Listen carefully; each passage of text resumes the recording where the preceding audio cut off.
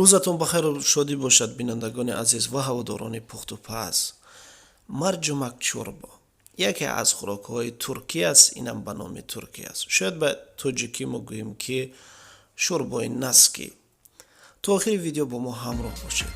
албатта дӯстони азиз, лайк ва подписатсияро фаромӯш накунед. албатта зангуларо фаъол кунед то аз видеоҳои нави мо дер намонед.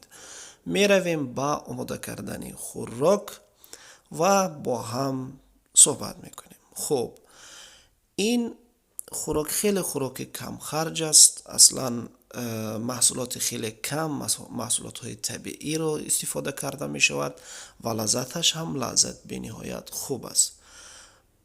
шумо ки алон мебинед маҳсулот, яъне аввал мо сабзавотро хурд мекунем, пиёз, картошка ва сабзиро хурд мекунем ва навбат ба чанд дона чеснок мерасад, яъне сирпиёз ва хурд мекунем. шурӯъ мекунем ба пухту паз. 50 мг равган, баъзеҳо ба равгани зайтун мекунанд ва баъзеҳо ба равгани оддӣ. мо ба равгани оддӣ кардем, ба равгани зайтун ҳам дуруст карда мешавад.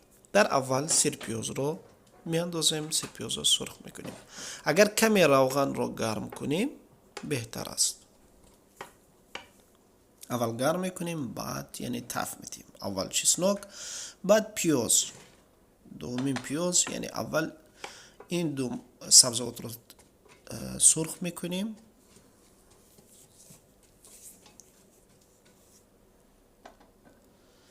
хуб, ин хеле хӯроки оддӣ аст, хеле хӯроки болаззат ҳам ҳаст. ҳамагӣ 1 соат вақт мекашад барои омода кардан. хеле осон ҳам ҳаст. агар шумо яке аз хӯрокҳои туркиро ёд гиред, барои шумо ҳам хуб аст. яъне донистан хеле хуб аст ки метавонед аз ин хӯрок таҷриба кунед, дар хонаҳои худ нӯшиҷон кунед. хуб, камакак 2-3 дақиқа пиёзро таф метиҳем ва 50 грамм томат, яъне паста томат. яъне ин мисли томатҳои худамон шӯр нест, ин гӯем ки нормални аст, яъне ширин ба назар мерасад. мо чӣ кор мекунем? сурх мекунем. аз инам камтар агар томатам гирем хуб аст. меояд картошка, яъне себзаминӣ, форси забонони азиз, манзурам себзаминӣ аст. инҷо чӣ? сабзи, яъне ҳавиҷ.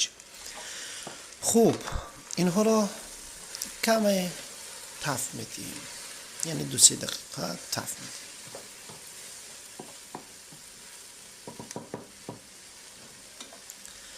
оташро кам мекунем, то ки агар оташ зиёд бошад зераш месӯзад.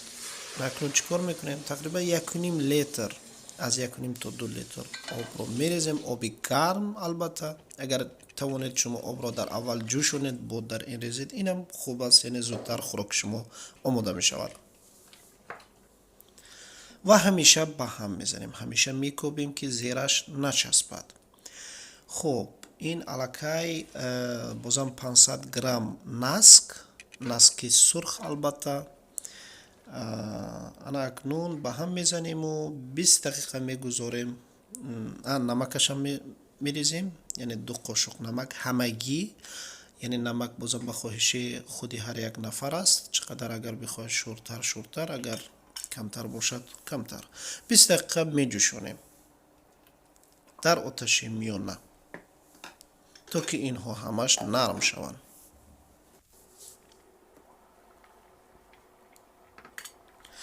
агар мо гӯшти фарчиеро ҳам дар инҷо қуш кунем, дар инҷо илова кунем, бозам хеле хуб мешавад, чунки бо гӯшти фаршӣ бозам хеле болаззат мебиёяд.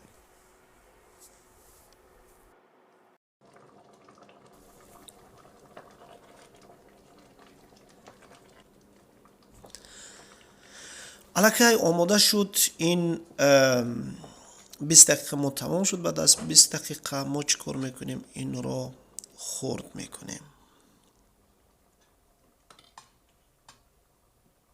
бо ана ҳамин дастгоҳ миксераш мекунем, яъне хеле обияш мекунем. ана ҳамин тавр.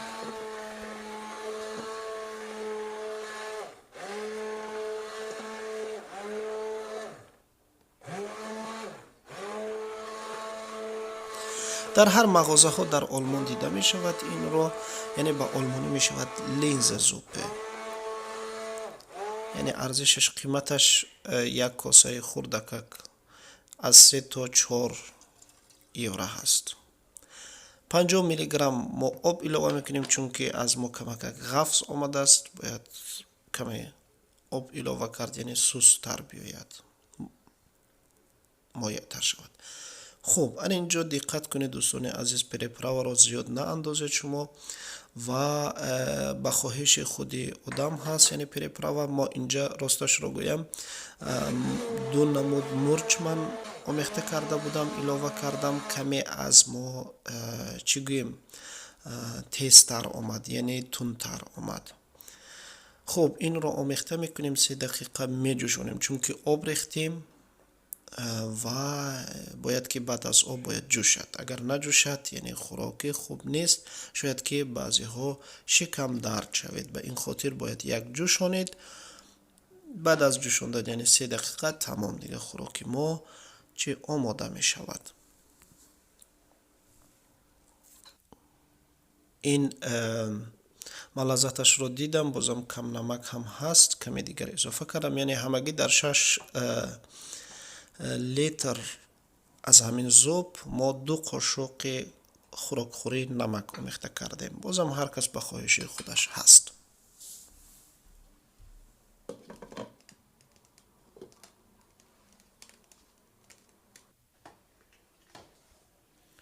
аллакай хӯроки мо омода шуд.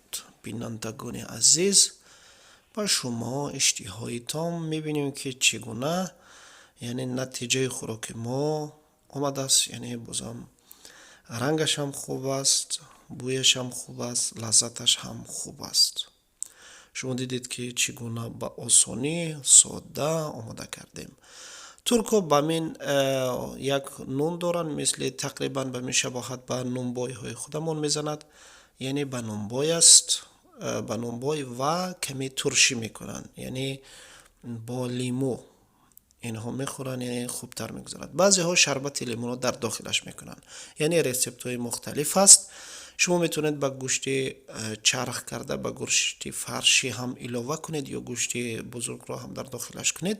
лаззаташ бениҳоят болаззаттар мебиёд. мо бидуни гӯшт кардем. хуб, дӯстони азиз, то умедворам ки ин видео ба шумо писанд омад. ман лаззаташро мебинам, бениҳоят болаззат буд ва дар охир як саловот ба паёмбар мефиристем. то видеоҳои дигар, худо нигаҳдор шумо.